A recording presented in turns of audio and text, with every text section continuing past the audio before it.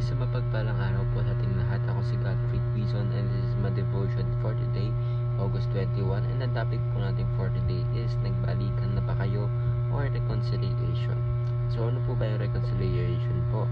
So reconciliation is God's gracious act of removing enmity and restoring fellowship between sinful humanity and Himself.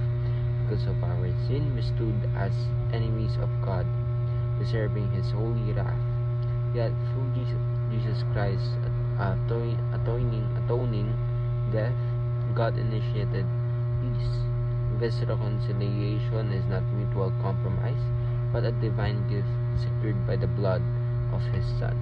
Through Christ, we are not only restored to God, but also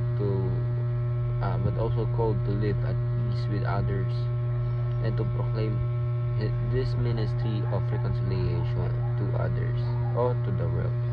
So ang ating scripture for today is 2 Corinthians chapter 5 verse 18 to 19.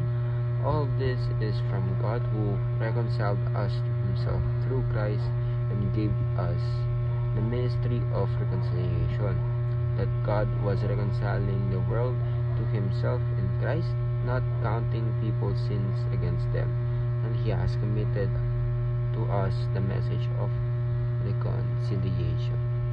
So sa Diyos po lahat ng papurihan. So ano po ba ibig sabihin po nito, anong reconciliation?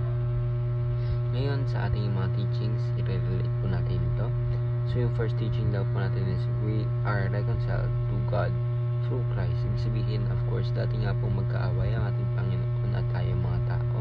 Dating malapit po ang ating Panginoon dati sa ating mga tao. Si Eva at Adan ay nakikita po nila personally si Lord, and of course may fellowship po sila nagaganap. But nung kinain na po ni Eva at Adan yung tree of knowledge of good and evil, nalayo kasi tayo po ay nagkasala. So ang ating Panginoon hindi niya pwedeng ipakita ang mukha niya sa ating mga nagkasala. Sabihin yung wala pang sala sila Eva at Adan, pwedeng ipakita ng ating Panginoon kasi glorious ang ating Panginoon.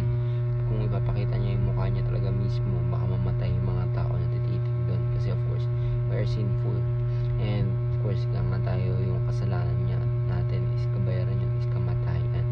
So ating second teaching naman po is we ought to pursue reconciliation with others. Ibig sabihin, namatay nga po ang ating Panginoon sa Kristo para po ma-reconcile po tayo kay God. And bakit po hindi po tayo makipag-reconcile doon sa nag-aasala sa atin? Of course, we must reconcile laging mapagbuti, kahit anong means necessary para hindi mo po or maipakita mo kung gano'ng glorious ang kaharian ng ating Panginoon and yung impluwensya nito sa buhay mo. Of course, yung talagang ipapakita mo na tawag dito, hindi na natin kailangan maging masama, or hindi na natin kailangan na magkaroon pa sa samaan ng loob. You can fix this, or tawag dito, magbati na. Ayun. Kasi of course, tandaan po natin na ang ating Panginoon sa Kristo, nilapit po tayo sa Diyos, and sino po tayo para hindi po lumapit sa tao na patawarin natin sila or humingi po tayo ng kapatawaran din sa kanila.